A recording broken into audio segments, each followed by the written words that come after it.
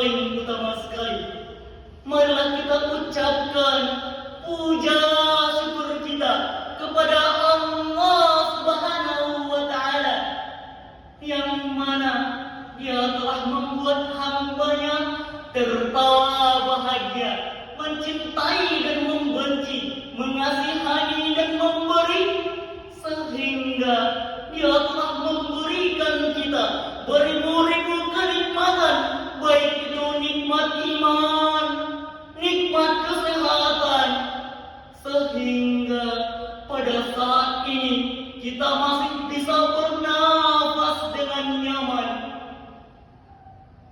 Salawat barakaikan salam tidak pula lupa kita curahkan doa kepada baginda Nabi besar kita, Nabi Allah, Habibullah, sang kekasih Allah, tak lain tak bukan ialah Nabi Muhammad sallallahu alaihi wasallam.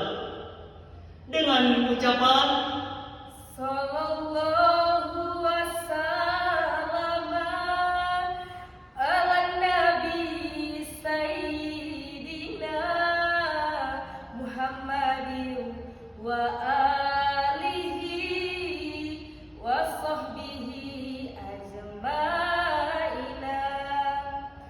Allah dan para malaikat bersolawat kepada nabinya, apalagi kita sebagai umatnya bersolawat bukti cinta padanya.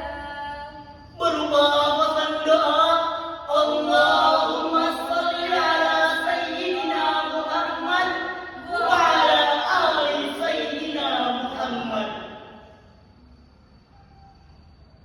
Hadirin sebangsa dan setanah air yang kami banggakan, berdasarkan hasil riset World Happiness Report bahwa kesejahteraan anak dan remaja menjadi pemasalahan internasional yang berfokus pada pengaruh globalisasi, dimulai dari normalisasi tiada henti, Diskotik di sejumlah negeri, hoak menyebar di sana sini. Hal ini tentunya menjadi tantangan besar bagi remaja di seluruh dunia, termasuk pemuda Indonesia. Dapat kita lihat begitu banyaknya iming-iming dari budaya asing yang membuat pemuda-pemudi kita terombang-ambing. Sangat disayangkan apabila para generasi muda kita larut pada dosa, padahal mereka lah yang meneruskan bangsa kita. Jadi apanya negara kita tergantung pada mereka. Seharusnya pemuda-pemudi berada di garda depan, menegakkan syariat Islam, memberantas segala kemaksiatan. Maka tak salah lagi, akhlak pemuda-pemudi merupakan fondasi di era globalisasi. Adalah judul Syahril Quran yang akan kami bahas pada kali ini sebagai rujukan Al-Quran surat An-Nisa ayat 9.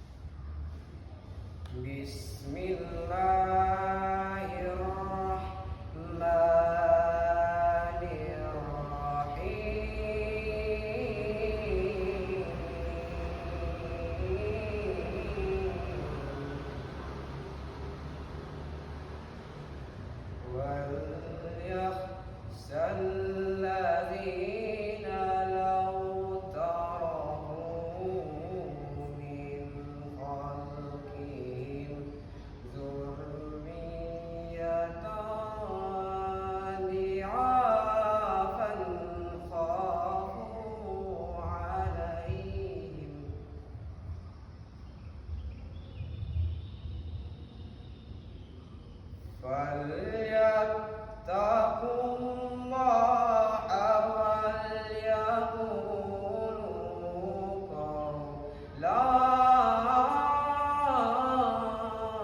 سديدا.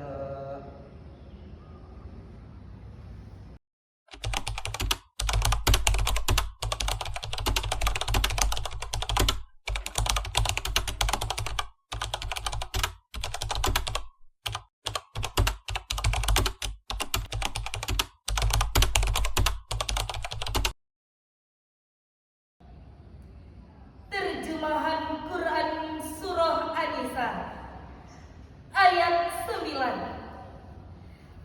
Aku berlindung kepada Allah dari godaan syaitan yang terkutuk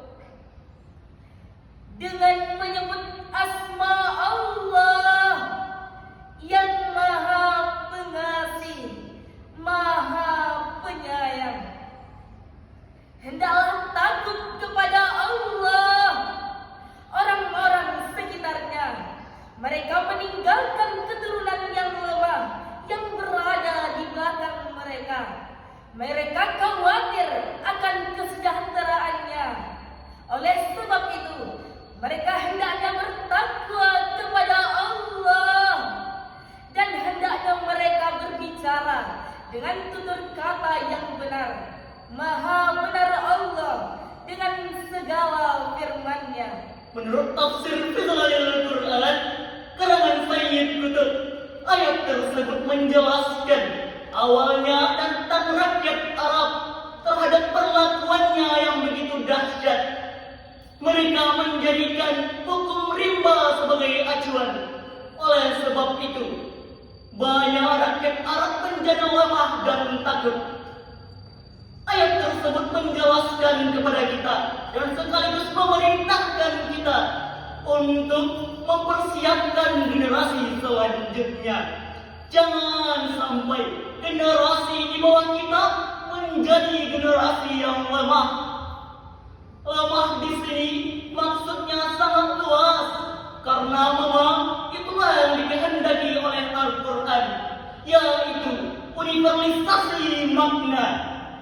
Bukan hanya kelemahan akidah, bukan hanya kelemahan psikis, bahkan sosial maupun ekonomi, termasuk lain sebagainya. Hadirin yang berbahagia, pemuda memiliki peran penting dalam membangkitkan negara. Ingat, Tuhan tidak memandang kau lahir dari rahim siapa. Tuhan tak memandang kau lahirnya di mana. Tuhan tak memandang kau lahirnya tanggal berapa. Tetapi Allah melihat perjuanganmu terhadap kemajuan dirimu dan bangsa negara. Pribumi butuh pemuda-pemudi yang berani. Segala rintangan ia lewati, tak tahu duri, tak kenal kata henti. Itulah pemuda pribumi. Namun sangat menyedihkan, memalukan, bahkan mengeluhkan.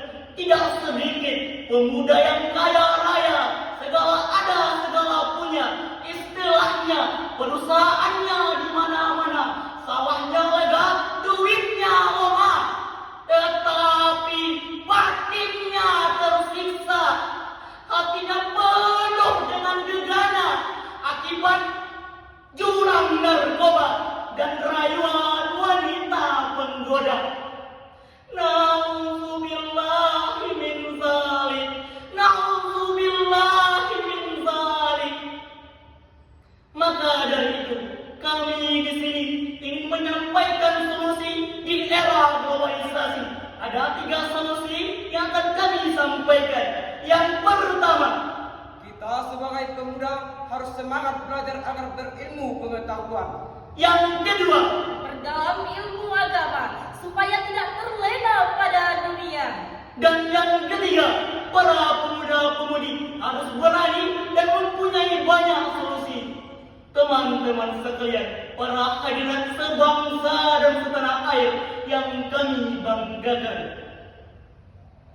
Begitu banyak kecemasan yang datang, Indonesia sedang dihantui dengan bonus demografi.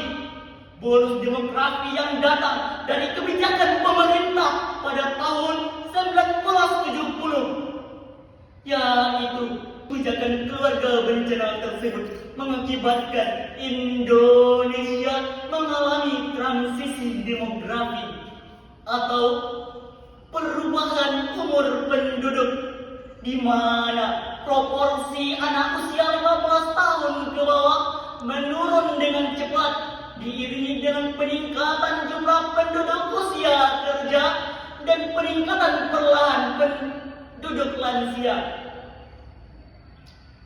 Maka setelah itu, secara bertahap Indonesia pada tahun 1980 telah masuk ke era bonus demografi yang diistilahkan dengan jendela peluang atau dikenal dengan window of opportunity.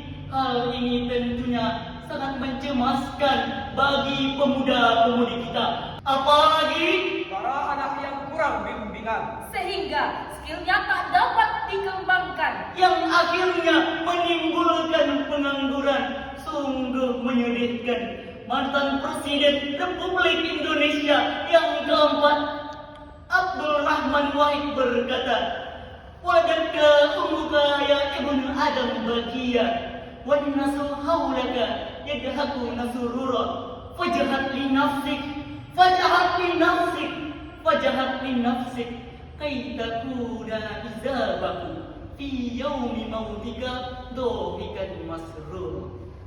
Yang artinya, engkau dilahirkan oleh ibumu dalam keadaan menangis.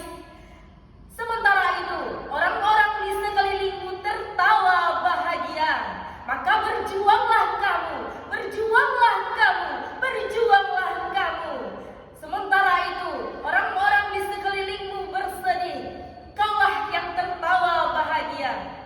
Maka hadirin sebangsa dan setanah air yang kami banggakan, dapat kami ambil 3 kesimpulan, yaitu Istilah era globalisasi ini Dengan syariat Islam yang kita miliki, hapus semua normalisasi. Jika 3 hal ini dapat tergapai, maka kami yakin pemuda semakin maju, Indonesia emas tertuju. Yang akhirnya buah durian buah duku. Cukup sekian dan thank you. Wassalam.